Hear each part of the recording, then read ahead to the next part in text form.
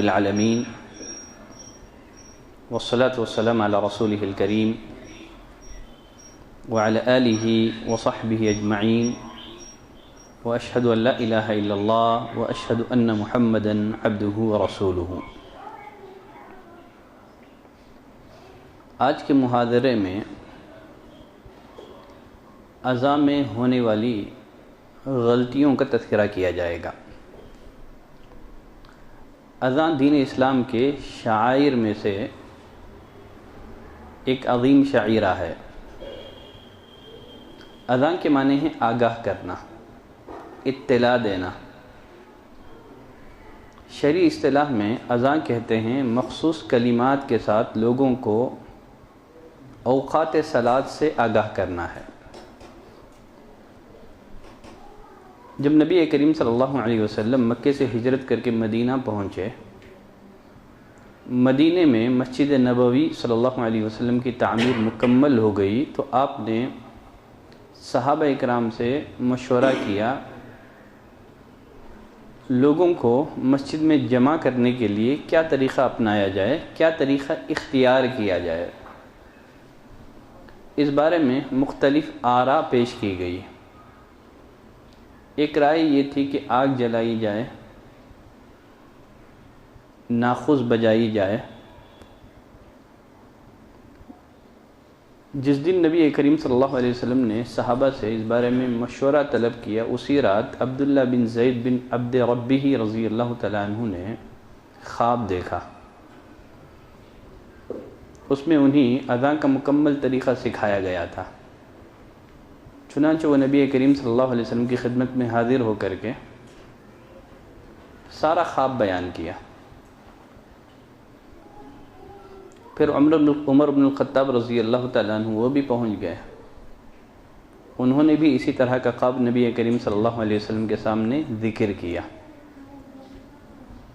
تو آپ نے بلال رضی اللہ تعالیٰ عنہ سے کہا کہ اے بلال کھڑے ہو جاؤ اور اذان دو۔ تو اس کے بعد سے اذان کی سنت کا آغاز ہو گیا۔ اذان اس کی بڑی فضیلت ہے، مؤذنین کے اسلام میں بڑی فضیلت ہے۔ نبی کریم صلی اللہ علیہ وسلم نے فرمایا المؤذنون اطول الناس اعناق یوم القیامہ، قیامت والے دن مؤذن لمبی گردن والے ہوں گے، بڑی گردن والے ہوں گے۔ ان کا مقام انتہائی بلند ہوگا، ان کا درجہ انتہائی اونچا ہوگا۔ بلکہ اور ایک روایت میں نبی کریم صلی اللہ علیہ وسلم نے فرمایا من اذن 12 سنہ، یقیناً جس کسی نے 12 سال اذان دی اس کے لیے جنت واجب ہو گئی۔ اس کے لیے ہر اذان کے بدلے 60 نیکیاں اور ہر اقامت کے بدلے 30 نیکیاں لکھی جاتی ہیں۔ اذان کی فضیلت میں اس کے علاوہ بھی بہت ساری روایتیں ہیں۔ جیسے میں نے کہا آج کے ہمارے اس درس میں اذان میں یا اذان کے جواب میں سرزد ہونے والی غلطیوں کا تذکرہ ہوگا۔ اذان سے قبل دعا کرنا، اذان سے قبل بسم اللہ پڑھنا، اذان سے قبل اعوذ باللہ پڑھنا، اذان سے قبل درود کا اہتمام کرنا، اذان سے قبل قرآن مجید کی کوئی آیت پڑھنا، ان باتوں میں سے کوئی بات بھی نہ تو نبی کریم صلی اللہ علیہ وسلم سے ثابت ہے نہ صحابہ اکرام سے ثابت ہے۔ لہٰذا اذان سے قبل بسم اللہ، اعوذ باللہ یا پھر اسی طرح سے درود وغیرہ کا اہتمام بدعت ہوگا۔ اذان میں ہونے والی غلطیوں میں سے ایک غلطی ایسے راگ میں اذان دینا، ایسے لہجے میں اذان دینا جس سے حروف میں حرکات اور سکنات میں تبدیلی یا کمی اور زیادتی لازم آئے۔ بہت سارے مؤذنوں سے تلفظ میں بہت ساری غلطیاں سرزد ہوتی ہیں، جیسے اللہ اکبر میں اللہ اکبر کہنا یا اللہ اکبر کہنا۔ یہ ایسی غلطی ہے بظاہر آپ کو معمولی غلطی لگتی ہے، لیکن یہ بڑی غلطی ہے۔ اس سے معنی بدل جاتا ہے۔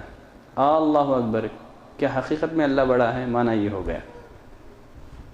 اس کو حمزہ استفہامیہ کہا جاتا ہے. اللہ اکبر، کیا اللہ بڑا ہے؟ گویا ایک سوال ہو گیا یہ. اللہ اکبر، یقیناً اللہ بڑا ہے. پھر اسی طرح سے کچھ لوگ اللہ اکبر، بے کے بعد الف کا اضافہ کر دینا، حی علی الصلاۃ کے بجائے ہے کو ہے سے بدل دینا، حی علی الصلاۃ. پھر حی علی الفلاح کو حی علی الفلاح. یہ واضح فاحش غلطیاں ہیں جس سے معنی میں تبدیلی واقع ہو جاتی ہے. تو اسی لیے مسجد کے ذمہ داروں کو چاہیے کہ ایسے انسان کو، ایسے شخص کو مؤذن متعین کریں، مقرر کریں جس کی ادائیگی درست ہو. اذان میں سرزد ہونے والی غلطیوں میں سے ایک غلطی، بہت سارے مقامات پر اذان کے لیے ریکارڈنگ چلائی جاتی ہے. یہ بھی ازر و شریعت ناجائز ہے، بدعت ہے. کسی بھی عمل کی قبولیت کے لیے ہم سب جانتے ہیں 2 شرطوں کا پایا جانا ضروری ہے. ایک تو نیت ہے. ریکارڈنگ میں نیت ہوتی ہے؟ نہیں ہوتی. تو عمل کی قبولیت کے لیے نیت کا پایا جانا ضروری ہے. نبی کریم صلی اللہ علیہ وسلم نے فرمایا انما الاعمال بالنیات، اعمال کا دار و مدار نیتوں پر ہے. ریکارڈنگ وغیرہ میں کوئی نیت نہیں پائی جاتی. اور پھر اسی طرح عمل کی قبولیت کے لیے اس عمل کا سنت کے مطابق اور موافق ہونا ضروری ہے. یقیناً اس عمل کا یہ عمل سنت کے موافق نہیں ہے بلکہ مخالف ہے. سنت کے مخالف ہونے کی وجہ سے یہ عمل مردود ہے. اذان میں سرزد ہونے والی غلطیوں میں سے ایک غلطی کلمہ شہادت میں السید کا اضافہ کر دینا. یہ صوفیہ کی بدعت ہے. گمراہ سلسلے والوں کی یہ بدعت ہے. اشہد ان سیدنا محمد رسول اللہ، تو کلمہ شہادت میں سیدنا کا اضافہ کر دینا. عبداللہ بن شقیر رضی اللہ تعالیٰ عنہ فرماتے ہیں میں بنو عامر کی ایک جماعت کے ساتھ نبی کریم صلی اللہ علیہ وسلم کی خدمت میں حاضر ہوا.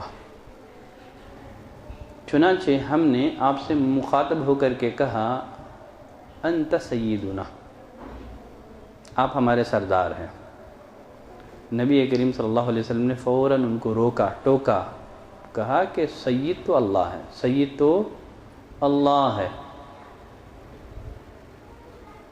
تو بنو عامر کے لوگ کہنے لگے اللہ کے رسول آپ تو ہم لوگوں میں سب سے افضل ہیں، سب سے بلند مرتبے والے ہیں. نبی کریم صلی اللہ علیہ وسلم نے فرمایا ایسے مت کہو، پہلے جو تم کہہ رہے تھے وہی کہو، یا رسول اللہ، یا نبی اللہ. کہیں ایسا نہ ہو کہ شیطان تمہیں صراط مستقیم سے بہکا دے. تو سید کے معنی ہوتے ہیں دنیا کا عام سردار، دنیا کا عام سردار. اس لیے نبی کریم صلی اللہ علیہ وسلم نے اس سے منع کر دیا. بقیہ سید ولد آدم، اس میں کوئی حرج نہیں ہے. یہ اولاد آدم کا سردار، سیدنا عام سردار، آپ صلی اللہ علیہ وسلم نے اسے منع کر دیا. بقیہ سید ولد آدم، خود نبی کریم صلی اللہ علیہ وسلم نے اپنے بارے میں فرمایا کہ انا سید ولد آدم یوم القیامہ، میں قیامت والے دن اولاد آدم کا سردار رہوں گا. تو یہ بھی ایک بہت بڑی غلطی ہے. اذان میں سرزد ہونے والی غلطیوں میں سے ایک غلطی اذان کے بعد بعض مؤذنوں کا بآواز بلند درود پڑھنا بھی ہے. ابن باز رحمۃ اللہ علیہ سے اس بارے میں جب سوال کیا گیا تو انہوں نے جواب دیا کہ یقیناً مؤذنوں کا بآواز بلند اذان کے بعد درود پڑھنا یہ بدعت ہے، بلکہ اذان میں ایک اضافہ ہے. یہ دیکھیں، یہاں ایک سوال یہ رہ جاتا ہے کیا مؤذن اذان کے بعد سرًا آہستہ سے درود پڑھ سکتا ہے؟ بآواز بلند تو نہیں پڑھ سکتا، اس لیے کہ واقعتاً اذان کے بعد بآواز بلند درود پڑھنا نیکی ہوتا، خیر کا کام ہوتا تو یقیناً صحابہ اکرام اس عمل کو انجام دیتے. بلال رضی اللہ تعالیٰ عنہ سے یہ عمل ثابت ہوتا، عبداللہ بن ام مکتوم سے یہ عمل ثابت ہوتا، ابو محذورہ سے یہ عمل ثابت ہوتا۔ سرًا مؤذن اذان کے بعد درود پڑھ سکتا ہے آہستہ سے، جیسے ایک حدیث میں نبی کریم صلی اللہ علیہ وسلم نے فرمایا اذا سمعتم المؤذن فقولوا مثل ما يقول المؤذن، جب تم مؤذن کو اذان کہتے ہوئے سنو تو کلمات اذان کو مؤذن کے ساتھ دہراؤ، وہی کہو جو مؤذن کہتا ہے۔ ثم صلوا علی، پھر تم مجھ پر درود پڑھو۔ کیا مؤذن سرًا آہستہ سے درود پڑھ سکتا ہے؟ اس بارے میں علماء کے دو قول ہیں۔ ایک قول تو یہ ہے کہ مؤذن اذان کے بعد سرًا بھی درود نہیں پڑھے گا۔ کیوں؟ نبی کریم صلی اللہ علیہ وسلم کا یہ جو حکم ہے اذان سننے والوں کے لیے ہے، مؤذن کے لیے نہیں ہے۔ اگر مؤذن کے لیے یہ حکم ہو تو پھر ماننا پڑے گا کہ مؤذن اذان دیتے ہوئے خود اپنی اذان کا جواب بھی دے گا وہ، تو یہ حکم مؤذن کے لیے نہیں ہے بلکہ اذان سننے والوں کے لیے ہے۔ اور اکثر محققین علماء نے اسی قول کو راجح قرار دیا ہے، لیکن بعض اہل علم کی رائے یہ ہے گرچہ یہ حکم مؤذن کے لیے نہیں ہے، بظاہر خطاب سے ایسے ہی لگتا ہے، لیکن اس حکم میں مؤذن بھی شامل ہے۔ نبی کریم صلی اللہ علیہ وسلم کے اس قول سے مقصود، اس فرمان سے مقصود یہ بتانا تھا کہ اذان کا جواب کیسے دیا جائے۔ اس سے یہ مقصود نہیں ہے کہ مؤذن اذان کا جواب نہ دے، یہ بتانا مقصود نہیں ہے، بلکہ مقصود یہ ہے کہ اذان کی کلمات کا جواب کس طرح سے دیا جائے۔ خیر اس بارے میں اہل علم کے دو قول ہیں، آدمی ان دونوں قول میں سے جس قول کو اقرب الی الکتاب والسنہ سمجھتا ہے اس کو اختیار کر سکتا ہے۔ تو اس میں حق اور باطل کا معاملہ نہیں ہے بلکہ راجح اور مرجوح کا معاملہ ہے، صحیح اور غلط کا مسئلہ نہیں ہے، بلکہ یہ راجح اور مرجوح کا مسئلہ ہے۔ ہر مسئلہ ضروری نہیں ہے کہ صحیح اور غلط کا ہو، بلکہ کچھ مسائل کیا ہوتے ہیں راجح اور مرجوح۔ اذان میں سرزد ہونے والی غلطیوں میں سے ایک غلطی، اذان میں شیعہ حضرات اشہد ان ولی علی وصی اللہ یا ولی اللہ، نبی کریم صلی اللہ علیہ وسلم نے صحابہ اکرام کو اذان کے کلمات سکھائے۔ نبی کریم صلی اللہ علیہ وسلم کے دور میں جیسے میں نے کہا عبداللہ بن ام مکتوم، بلال، ابو محذورہ رضوان اللہ علیہم اجمعین اذان دیا کرتے تھے، لیکن اذان میں اس طرح کا کوئی اضافہ ثابت نہیں ہے، یہ شیعہ کی اپنی ایجاد ہے، یہ ان کا اپنا اختراع ہے، یقیناً یہ بدعت ہونے کی بنا پر مردود ہے۔ اذان میں سرزد ہونے والی غلطیوں میں سے ایک غلطی مؤذنین کا اذان میں جلدی کرنا ہے۔ مؤذنوں کو چاہیے کہ جب اذان دے تو پورے اطمینان کے ساتھ، پورے سکون کے ساتھ اذان دے، اذان میں جلدی نہیں کرنا چاہیے، اطمینان کے ساتھ اذان دینا چاہیے۔ اذان میں سرزد ہونے والی غلطیوں میں سے ایک غلطی الصلاۃ خیر من النوم کے جواب میں صدقت و بررت کہنا ہے۔ کچھ لوگ الصلاۃ خیر من النوم کے جواب میں صدقت و بررت اس طرح کے الفاظ کہتے ہیں، بلکہ اس بارے میں سنت یہی ہے، نبی کریم صلی اللہ علیہ وسلم نے جو عام قاعدہ بتایا ہے وہ یہ ہے اذا سمعتم المؤذن، جب تم مؤذن کو اذان کہتے ہوئے سنو تو اذان کے کلمات کو کیا کرو، مؤذن کے ساتھ دہرا دو۔ ہاں جہاں نبی کریم صلی اللہ علیہ وسلم نے دوسرے کلمات پڑھنے کو کہا ہے وہاں ہم دوسرے کلمات پڑھیں گے، جیسے حی علی الصلاۃ کے جواب میں لا حول ولا قوۃ الا باللہ۔ بعض اہل علم کی رائے یہ ہے کہ اذان کا جواب دینے والے کو چاہیے کہ حی علی الصلاۃ کے جواب میں حی علی الصلاۃ بھی کہے اور پھر لا حول ولا قوۃ الا بھی کہے۔ ہم جس کتاب کو بنیاد بنا کر کے زیادہ جس کتاب کو ہم نے بنیاد بنایا ہے، ورنہ اس کے علاوہ بھی دیگر اہل علم کی کتابوں سے میں استفادہ کرتا ہوں، وہ اکیلی کتاب نہیں ہے۔ شیخ سلیم عید ہلالی رحمۃ اللہ علیہ حفظہ اللہ، بھی یہ بقید حیات ہیں حفظہ اللہ، ان کا رجحان بھی یہی ہے کہ اذان سننے والا اس کے لیے افضل یہی ہے کہ وہ حی علی الصلاۃ کے جواب میں حی علی الصلاۃ بھی کہے اور لا حول ولا قوۃ الا باللہ بھی کہے، لیکن راجح اور افضل یہی لگتا ہے کہ لا حول ولا قوۃ پر ہی اکتفا کیا جائے گا اور اس کو دہرانے کی ضرورت نہیں ہے۔ خیر چلیں آگے بڑھتے ہیں۔ اذان میں سرزد ہونے والی غلطیوں میں سے ایک غلطی اذان کے بعد دعا میں ایسے الفاظ کا اضافہ کرنا ہے جو رسول اللہ صلی اللہ علیہ وسلم سے ثابت نہیں ہے۔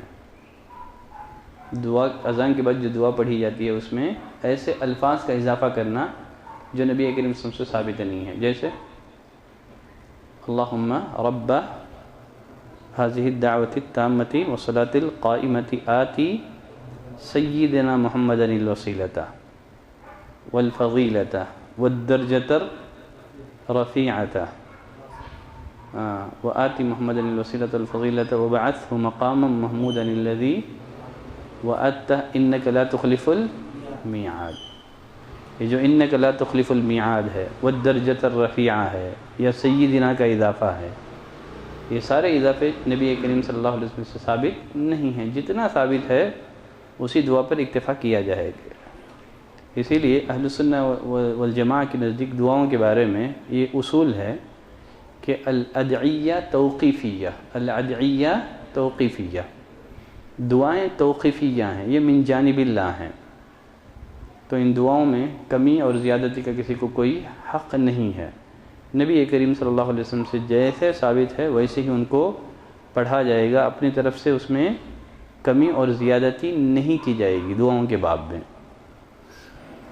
اذان میں سرزد ہونے والی غلطیوں میں سے ایک غلطی، بعض لوگ یہ سمجھتے ہیں کہ بچہ اذان نہیں دے سکتا۔ جب بچے کی امامت درست ہے تو پھر اس کی اذان کیوں درست نہیں ہے؟ نبی کریم صلی اللہ علیہ وسلم کے دور میں عمر بن سلمہ 7 سال کے بچے تھے، یہ امامت کیا کرتے تھے۔ جب بچے کی امامت درست ہے تو اس کی اذان بھی درست ہے۔ اذان سے متعلق جو غلطیاں، جو غلط فہمیاں ہیں، اس میں سے ایک غلط فہمی یہ بھی ہے، بہت سارے لوگ سمجھتے ہیں کہ اذان کے لیے وضو شرط ہے، اذان کے لیے وضو شرط ہے، تو اس بارے میں صحیح بات یہ ہے کہ اذان کے لیے وضو شرط نہیں ہے، بلا وضو کے بھی اذان درست ہے۔ نماز کے لیے وضو شرط ہے، اذان کے لیے وضو شرط نہیں ہے، بلا وضو کے بھی اذان درست ہے، لیکن افضل یہی ہے، اولا یہی ہے کہ مؤذن اذان دینے سے قبل وضو کا التزام اور اہتمام کریں، اس لیے کہ اللہ کا ذکر ہے۔ نبی کریم صلی اللہ علیہ وسلم نے سلام کا جواب بھی بلا وضو کے دینے کو آپ نے پسند نہیں فرمایا، سلام کا جواب، تو بدرجہ اولا دیگر ذکر و اذکار کے سلسلے میں، اذان کے سلسلے میں وضو کا اہتمام کرنا چاہیے، لیکن شرط نہیں ہے، نہ واجب ہے۔ اور بعض لوگوں میں یہ بھی غلط فہمی پائی جاتی ہے کہ اگر اذان اور اقامت میں مؤذن سے کوئی غلطی سرزد ہو جائے تو نماز بھی درست نہیں ہوگی۔ یہ خیال بھی غلط ہے۔ نماز ایک الگ عبادت ہے، صلاۃ ایک الگ عبادت ہے، اذان اور اقامت ایک الگ عبادت ہے، ان دونوں کا آپس میں کوئی تعلق نہیں ہے۔ اگر مؤذن سے اذان میں غلطی ہو جائے تو اس کی نماز درست نہیں ہے، یہ نماز درست نہیں ہوگی، یہ سب باطل قول ہے، اس کی کوئی دلیل نہیں ہے۔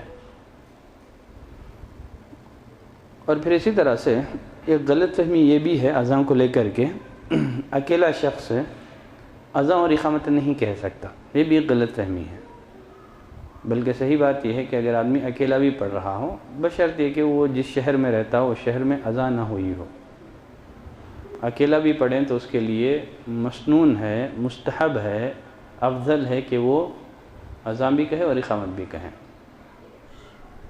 نبی کریم صلی اللہ علیہ وسلم نے ایک حدیث میں فرمایا کہ اللہ اس چرواہے سے خوش ہوتا ہے جو اپنی بکریاں لے کر کے پہاڑ کی چوٹی پر جاتا ہے جب اذان کا وقت ہو جائے تو وہ اذان بھی کہتا ہے اور اقامت بھی کہتا ہے۔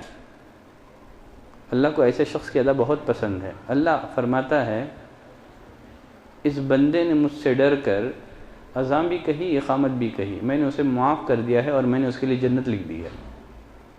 میں نے اسے معاف کر دیا ہے، میں نے اس کے لیے جنت لکھ دی ہے۔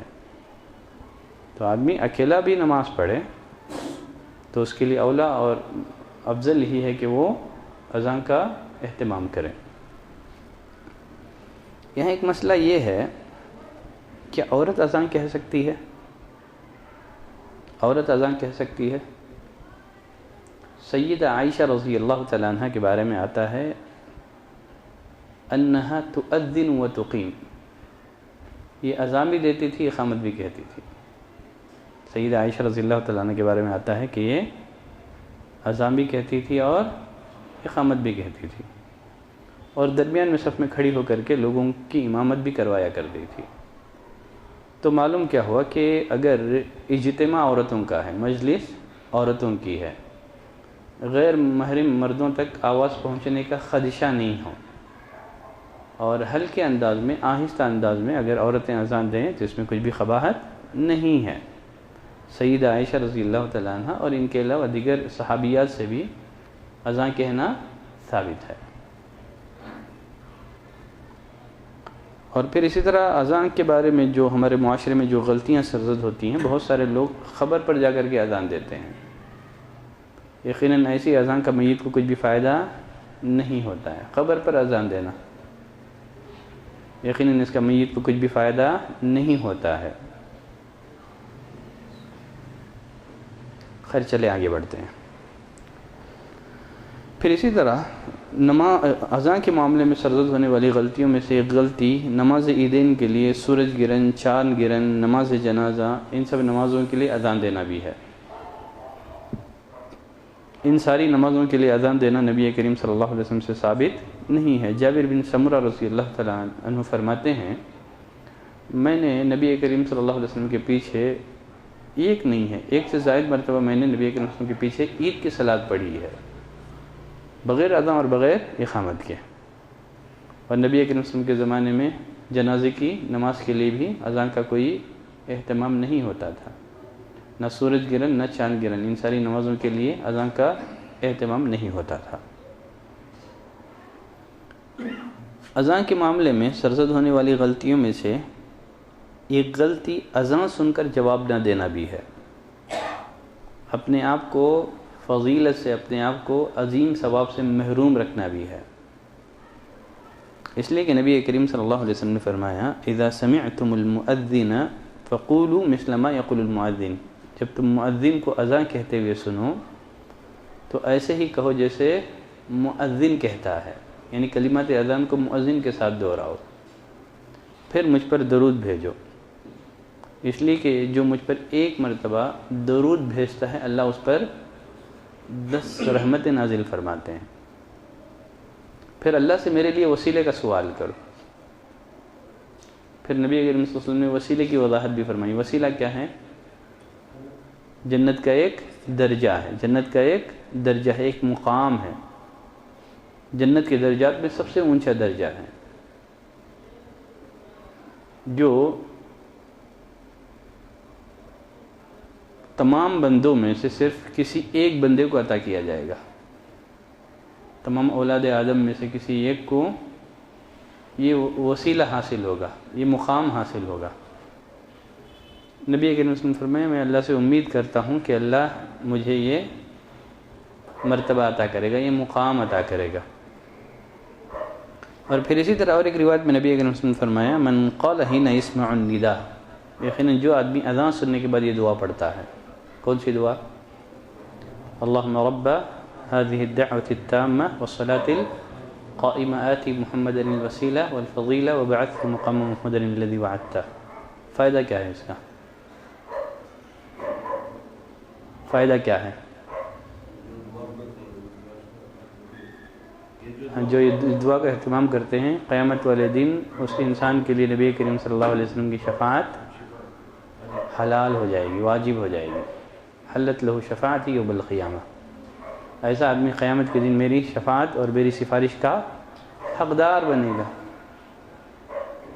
یقیناً جو آدمی چاہتا ہے کہ قیامت والے دن نبی کریم صلی اللہ علیہ وسلم اس کے حق میں سفارش کرے، کون نہیں چاہتا کہ نبی کریم صلی اللہ علیہ وسلم اس کے حق میں سفارش کرے؟ تو اس کو چاہیے کہ ان اسباب کو اپنائے۔ ان میں سے ایک سبب یہ ہے، نبی کریم صلی اللہ علیہ وسلم کی سفارش کو حاصل کرنے کے اسباب میں سے ایک سبب اذان سن کر اذان کے بعد دعا پڑھنا بھی ہے۔ اذان کے معاملے میں سرزد ہونے والی غلطیوں میں سے ایک غلطی اذان سننے والوں کا اشہد ان محمد رسول اللہ سن کر انگوٹھا چومنا بھی ہے۔ اشہد ان محمد رسول اللہ سن کر انگوٹھا چومنا بھی ہے۔ یقیناً اس بارے میں بھی نبی کریم صلی اللہ علیہ وسلم سے صحابہ سے کوئی بات ثابت نہیں ہے، اور بہت سارے لوگ کہتے ہیں کہ اس میں نبی سے محبت ہے، نبی کی تعظیم ہے۔ محبت اور تعظیم اس کے لیے بھی ضروری ہے کہ یہ بھی سنت کے تابع ہو۔ ہم نبی کریم صلی اللہ علیہ وسلم سے محبت اور تعظیم کے لیے نئے نئے طریقے ایجاد نہیں کر سکتے۔ تعظیم اور محبت کا بھی سنت کے مطابق ہونا ضروری ہے۔ اذان کے معاملے میں جو غلط فہمیاں لوگوں کو ہیں، ان میں سے ایک غلط فہمی یہ بھی ہے، یہ سمجھنا کہ جو اذان دے لازماً وہی اقامت بھی کہے۔ یہ سمجھنا کہ جو اذان دے لازماً وہی اقامت بھی کہے، ایسا کوئی ضروری نہیں ہے۔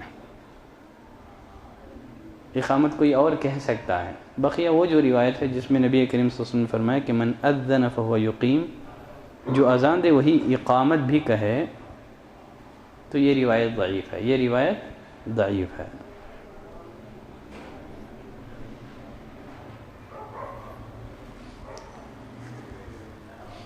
اذان کے معاملے میں سرزد ہونے والی غلطیوں میں سے غلطی جمعہ کے لیے 2 اذانوں کا اہتمام کرنا ہے مسجد میں۔ نبی کریم صلی اللہ علیہ وسلم کے زمانے میں، ابو بکر کے زمانے میں، عمر رضوان اللہ علیہم اجمعین رضی اللہ عنہما کے زمانے میں بس ایک ہی اذان ہوتی تھی، وہ بھی مسجد میں، امام کے منبر پر چڑھنے کے بعد۔ امام کے منبر پر چڑھنے کے بعد ایک ہی اذان ہوتی تھی۔ جب عثمان رضی اللہ تعالیٰ عنہ خلیفہ مقرر ہوئے تو آپ نے زورہ مقام پر جمعہ کی نماز سے قبل ایک شخص کو بھیجا۔ ایک بازار کا نام ہے، زورہ کیا ہے؟ ایک بازار کا نام ہے۔ آپ نے وہاں ایک شخص کو روانہ کیا تاکہ وہ اذان دے۔ جو مارکیٹ والی اذان ہے اس کو مسجد میں لانا، یہ بذات خود ایک بدعت ہے۔ دیکھیے موجودہ دور میں لاؤڈ اسپیکر کی ایجادات کے بعد، گھڑی کی ایجادات کے بعد اس کی ضرورت نہیں رہ گئی ہے۔ عثمان رضی اللہ تعالیٰ عنہ نے ایک مصلحت کے لیے اس اذان کو جاری کیا تھا۔ اب مصلحت ختم ہو گئی ہے تو پھر واپس ہمیں کس کی طرف لوٹنا ہے؟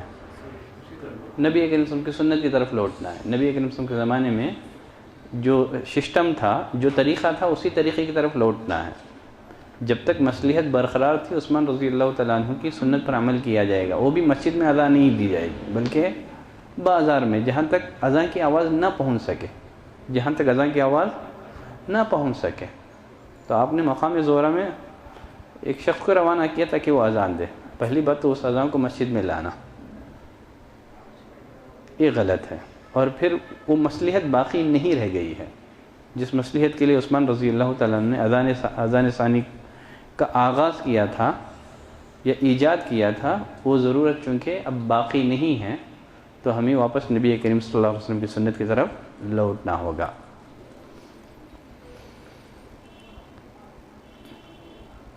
اذان کے معاملے میں سرزد ہونے والی غلطیوں میں سے غلطی اذان کے بعد بلا ضرورت مسجد سے باہر نکلنا بھی ہے۔ ابو ہریرہ رضی اللہ تعالیٰ عنہ نے ایک شخص کو دیکھا، اذان ہو چکی تھی، وہ مسجد سے باہر نکل رہا تھا۔ فرمایا کہ اس نے ابو القاسم صلی اللہ علیہ وسلم کی نافرمانی کی ہے۔ ہاں اگر کسی ضرورت کے تحت اگر باہر نکلا جائے تو اس میں کوئی حرج نہیں ہے۔ ابو ہریرہ رضی اللہ تعالیٰ عنہ فرماتے ہیں ایک دفعہ ایسے ہوا کہ اقامت کہہ دی گئی تھی، نبی کریم صلی اللہ علیہ وسلم مصلی پر تشریف فرما تھے نماز پڑھانے کے لیے. اتنے میں آپ کو یاد آ گیا کہ آپ کو غسل کی حاجت تھی, غسل کی ضرورت تھی. صحیح بخاری کی روایت ہے غالباً. تو آپ صلی اللہ علیہ وسلم صحابہ سے کہا کہ تم اپنی جگہ پر ٹھہرے رہو. آپ گھر گئے, غسل کیا, واپس تشریف لائے, اپنے لوگوں کو امامت کروائی. اور صحابہ کہتے ہیں کہ آپ کے سر مبارک سے پانی ٹپک رہا تھا, آپ غسل کر کے لوٹے تھے. تو معلوم کیا ہو کہ اذان کے بعد اگر کسی ضرورت کے تحت مسجد سے باہر نکلا جائے تو کوئی حرج نہیں ہے. بلا ضرورت کے نماز پڑھے بغیر مسجد سے باہر نکلنا یہ ناجائز ہے. ابو ہریرہ نے کہا کہ اس نے ابو القاسم صلی اللہ علیہ وسلم کی نافرمانی کی ہے, ایسا کرنے والا.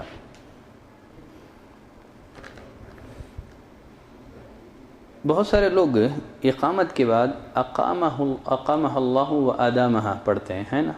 سنیں آپ, اقامہ اللہ و آدامہ پڑھتے ہیں اقامت کے بعد. اب تو کم ہو گیا ہے یہ, ورنہ ہم بچپن میں بہت سنتے تھے اقامہ اللہ و آدامہ. یہ روایت بھی سنن نبی داؤد کی روایت ہے, یہ روایت ضعیف ہے. بلال رضی اللہ تعالیٰ عنہ نے اقامت کہی, جب وہ اقامت سے فارغ ہوئے تو نبی کریم صلی اللہ علیہ وسلم نے اقامہ اللہ و آدامہ کہا. یہ روایت ضعیف ہے, یہ روایت ضعیف ہے.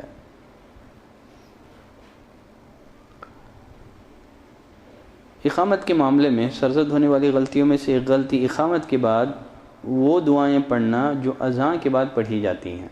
اقامت کے بعد وہ دعائیں پڑھنا جو اذان کے بعد پڑھی جاتی ہے, یہ جائز نہیں ہے. نبی کریم صلی اللہ علیہ وسلم اور صحابہ سے اس کا کوئی ثبوت نہیں ہے.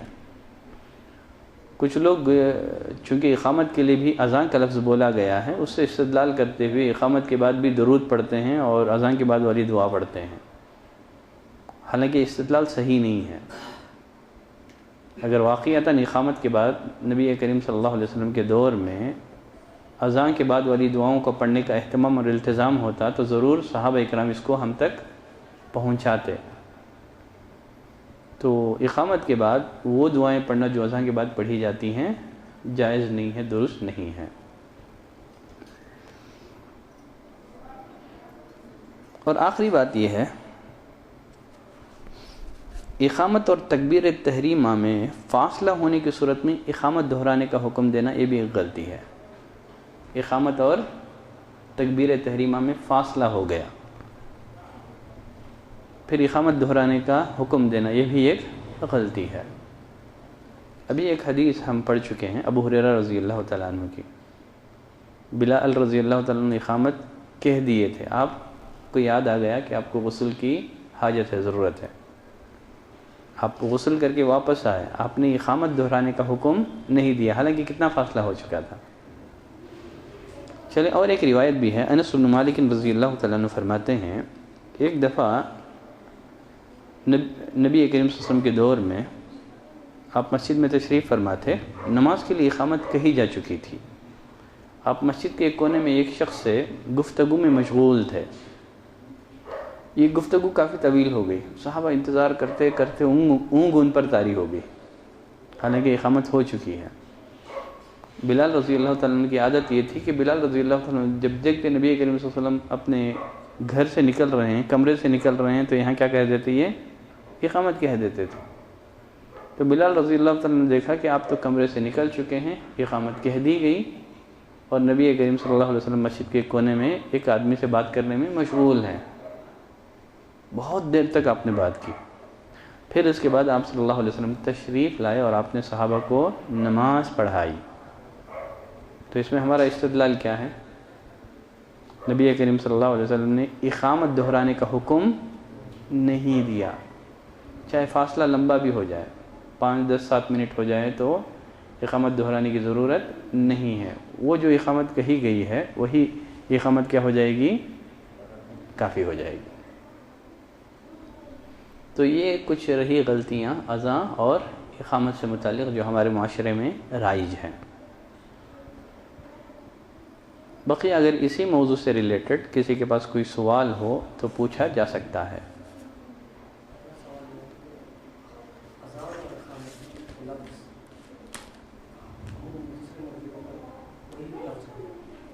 وہی لفظ ہے.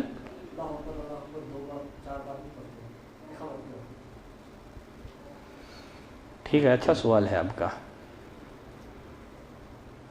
نبی کریم صلی اللہ علیہ وسلم کے دور میں 2 طرح کی اذان دی جاتی تھی. کتنی؟ 2 طرح کی اذان.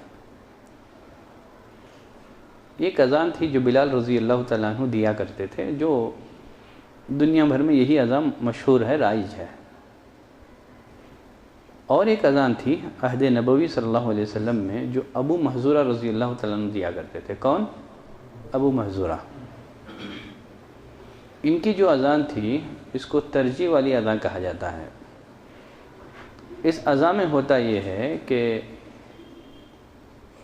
پہلی دفعہ یہ جو شہادتین کے کلمات ہیں, اشہد ان لا الہ الا اللہ, اشہد ان لا الہ الا اللہ, اشہد ان محمد رسول اللہ, اشہد ان محمد رسول اللہ, ایک دفعہ آہستہ سے کہے جاتے ہیں. ٹھیک ہے. پھر اس کے بعد انہی کلمات کو مؤذن بآواز بلند کہتا ہے. تو کتنی دفعہ ہو گئے شہادتین کی کلمات؟ 4 دفعہ. 4 دفعہ. یہ جو اذان تھی یہ کون دیا کرتے تھے؟ ابو محذورہ. ٹھیک ہے.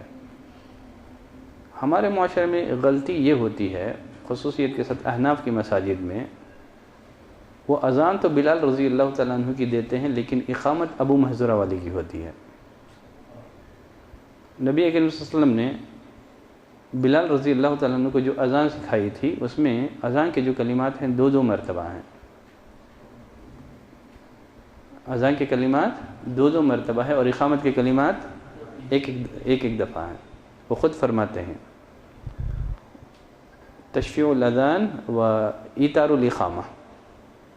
اذان کے کلمات کو 2 دفعہ کہا جائے گا, اور اقامت کے کلمات کو ایک دفعہ. ابو محذورہ کی اگر اذان ہوں تو یہ جو مساجد میں جو اقامت کہی جاتی ہے وہ بالکل درست ہے. ٹھیک ہے. لیکن اگر بلال اذان والی ہو تو اقامت بھی کیا ہوگی؟ بلال والی ہی ہوگی.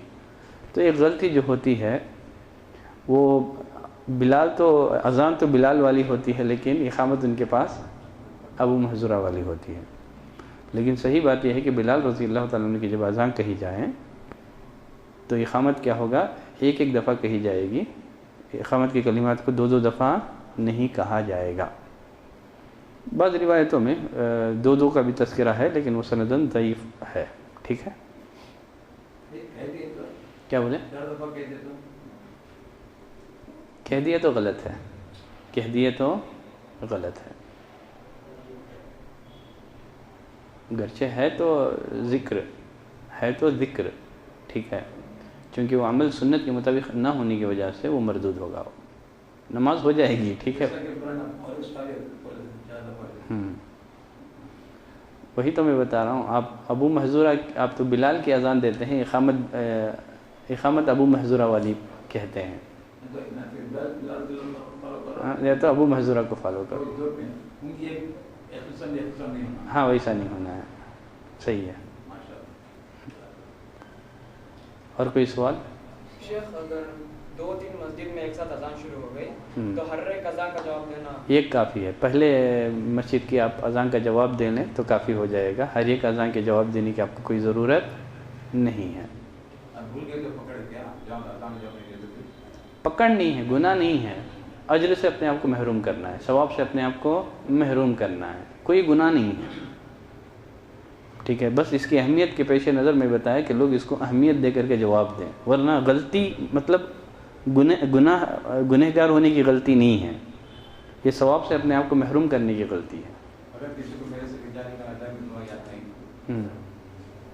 اذان کی دعا یاد نہیں ہے تو اذان کی دعا سیکھیں, کم از کم جیب میں کتاب رکھیں. ٹھیک ہے. دیکھ کر کے پڑھ لیں.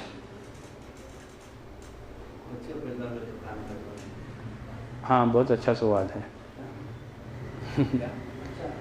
بچے کے پیدا ہونے کے بعد کان میں اذان دینے کا معاملہ کیا ہے؟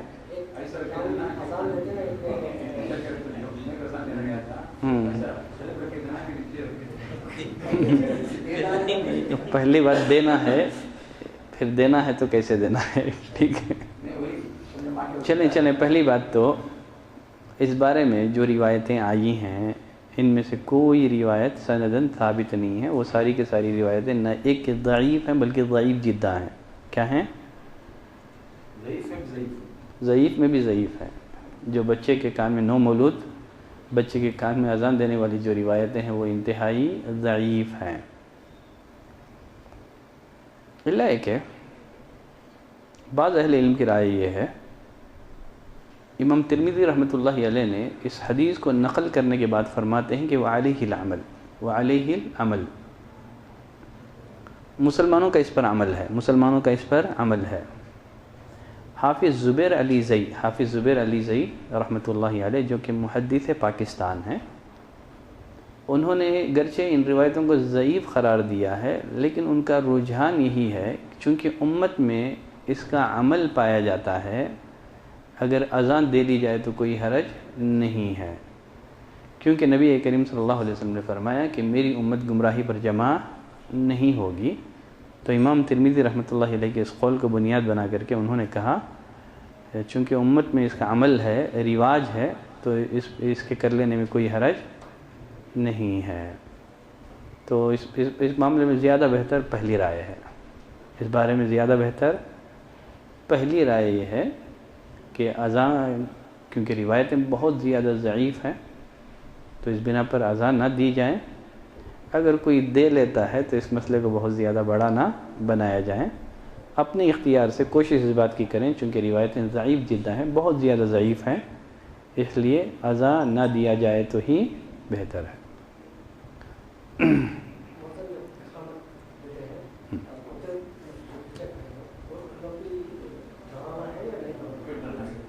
اقامت کو ریپیٹ نہیں کریں گے، صرف اذان کے لیے حکم ہے وہ۔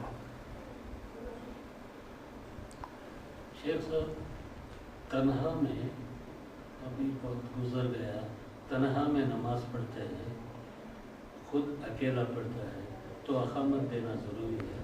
نہیں، ضروری نہیں ہے، دے لیں گے تو چلے گا۔ اس بارے میں صحابہ اکرام سے دونوں باتیں ہیں، صحابہ اکرام سے دونوں طرح کے آثار آپ کو ملتے ہیں، اقامت کہنا بھی ملتا ہے، اقامت نہ کہنا بھی ملتا ہے۔ زبیر علی زئی نے اپنے فتاوے میں ان سارے آثار کو جمع کیا ہے صحابہ اکرام کے، جس میں اقامت کہنا اور نہ کہنا دونوں طرح کے آثار ملتے ہیں۔ آپ اکیلے نماز پڑھ رہے ہیں، بغیر اقامت کے بھی آپ نماز پڑھ لیں تو کوئی حرج نہیں ہے، ٹھیک ہے؟ ضروری نہیں؟ نہیں، ضروری نہیں ہے۔ جب اذان ہوتی ہے اس کا اذان کا جواب دیں گے یا وضو کریں گے؟ دو ایک ساتھ کریں گے؟ بہتر کیا ہے؟ بہتر ہے انتظار کر لیں، آرام سے انتظار کر لیں آپ، تاکہ اذان ختم ہو جائے، آپ اطمینان سے جواب دے سکیں آپ، ٹھیک ہے؟ پھر اس کے بعد آپ وضو کر لیں، یہی بہتر ہوگا۔ اذان کے ٹائم پر سنت پڑھنا ضروری ہے؟ اذان کے ٹائم پر بہتر ہے انتظار کر لیں تاکہ آپ دو فضیلتوں کو جمع کر سکیں۔ آپ مسجد میں آئیں، اذان ہو رہی تھی، آپ کو تحیۃ المسجد کی فکر ہے، بہتر ہے کہ ویٹ کر لیں گے تو دو فضیلتیں آپ کو مل جائیں گی۔ اذان کا جواب دینا خود نیکی ہے، کیونکہ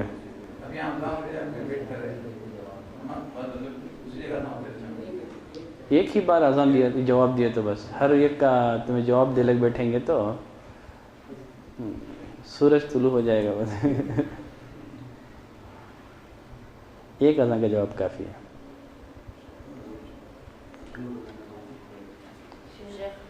اگر نئے گھر میں شفٹ ہوئے تو اذان دینا چاہیے؟ نئے گھر میں اچھا سوال ہے، ماشاءاللہ آج کے اس بار کے سوالات اچھے ہیں آپ لوگوں کے،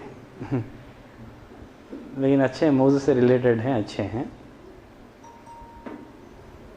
اس بارے میں کوئی چیز ثابت نہیں ہے، نئے گھر میں بس جائیں بسم اللہ کہہ کر کے، گرچہ وہ گھر میں داخل ہونے کی دعاؤں پر بھی اہل علم نے کلام کیا ہے، اس کی سند پر زبیر علی زئی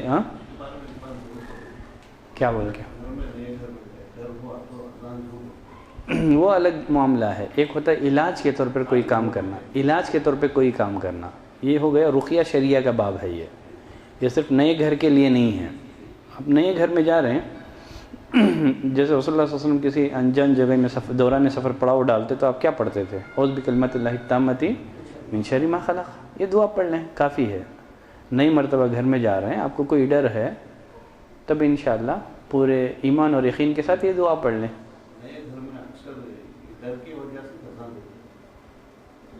ڈر کی وجہ سے آپ یہ کام کریں. آپ دیکھو جیسے رسول اللہ صلی اللہ علیہ وسلم نے فرمایا کہ لا تجعلوا بیوتکم مقابر، اپنے گھروں کو قبرستان نہ بناؤ.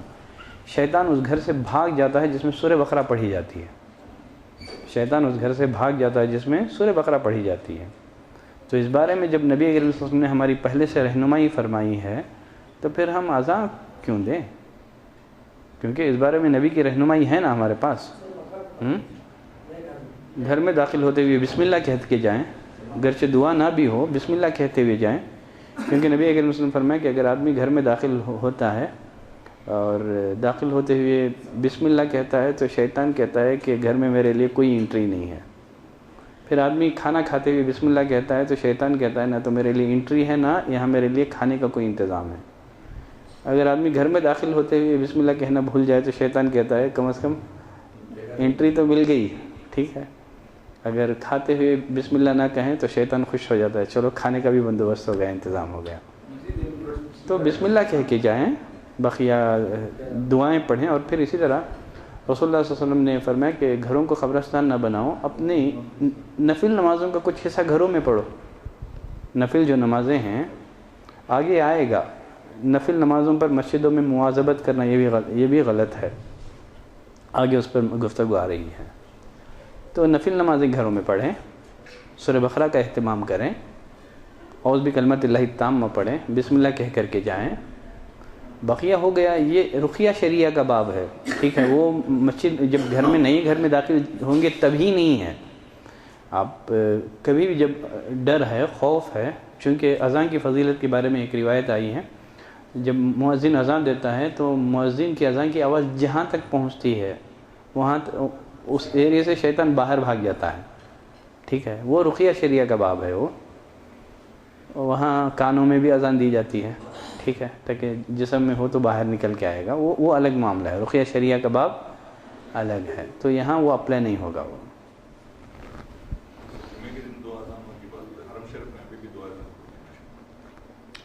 حرم شریف ہمارے لیے دلیل نہیں ہے. حرم شریف کا عمل ہمارے لیے دلیل نہیں ہے. ہمارے لیے دلیل کتاب اور سنت ہے. ٹھیک ہے، حرم شریف والا دلیل ہے، حرم شریف نہیں ہے. کون ہے حرم شریف والے دلیل ہیں؟ مکہ مدینے والے دلیل ہیں ہمارے لیے. اسی لیے امام مالک مسجد نبوی میں درس دیتے تو کہا کرتے تھے کل منا یؤخذ و یرد، ہمیں سے ہر انسان کی بات لی بھی جا سکتی ہے، چھوڑی بھی جا سکتی ہے. نبی کی خبر کی طرف اشارہ کر کے فرماتے الا صاحب ھذا الخبر، اس خبر والے کی بات کو صرف لی جائے گی، چھوڑا نہیں جائے گا. تو ہمارے پاس اس خبر والے کی بات ہے، تو بقیہ اور باتوں کی ہمارے پاس کوئی اہمیت یا بہت زیادہ ویلو نہیں ہے. جب نبی کی رہنمائی ہے اس بارے میں اور پھر مصلحت بھی باقی نہیں ہے تو پھر اصرار درست نہیں ہے.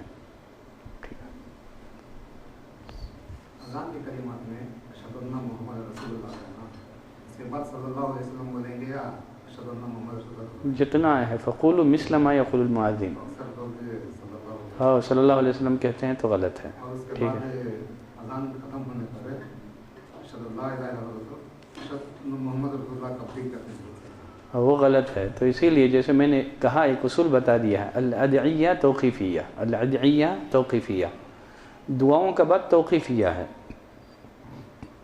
دعاؤں کے کلمات جیسے نبی کریم صلی اللہ علیہ وسلم سے آئے ہیں من وعن ویسے پڑھا جائے گا، نہ کمی کی جائے گی نہ اضافہ کیا جائے گا. بلکہ ایک دعا میں ایک صحابی نے جو سونے سے قبل جو دعا پڑھی جاتی ہے، آمنت بکتابک الذی انزلت وبنبیک الذی ارسلت، تو صحابی نے وبرسولک الذی ارسلت اس طرح کا کہا، تو نبی نے کہا کہ نہیں ایسے مت کہو. حالانکہ نبی اور رسول کیا ہے؟ حالانکہ رسول تو نبی سے افضل ہی ہے نا. جب صحابی نے وبنبیک الذی ارسلت کی وجہ وبرسولک الذی ارسلت کہا تو نبی نے کہا کہ نہیں ایسے مت کہو، وہاں نبی کا ہے، نبی کا ہی پڑھو. تو الادعیہ توقیفیہ، جتنا ہے جتنا رسول اللہ صلی اللہ علیہ وسلم بتائیں اتنا ہی کریں گے.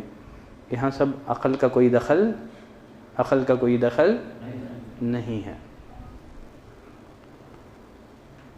ٹھیک ہے، بس کریں گے. سبحانك اللهم وبحمدك اشهد ان لا اله الا انت استغفرك واتوب اليك.